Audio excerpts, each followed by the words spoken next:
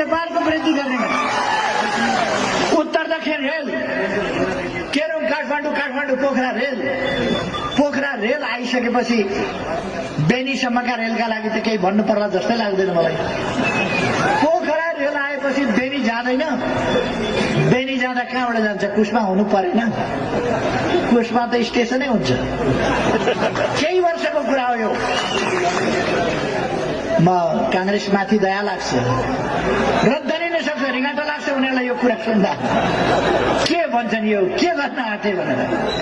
मैले रेल बनाउने भनेको, रेल बनाउने भन्ने बित्तिकै खेलौना रेल ल्याएर प्रधानमन्त्री कार्यालय अगाडि, निवास अगाडि तमासा देखाए। युवा विद्यार्थीहरूलाई नयाँ नयाँ ढंगले आधुनिक विज्ञान प्रविधि लिएर देशको विकासमा अगाडि बढ भन्नुपर्ने ठाउँमा युवा विद्यार्थी तरंग दललाई त खेलौना रेल लिएर त्यहाँ बाल्टीमा पानी हालेर कागजको पानी जहाज देखाए। समुद्र र अन्तरिक्ष कसैको हुँदैन, प्रशान्त महासागर हाम्रो पनि हो, हामीले प्रयोग नगरे मात्रै हो।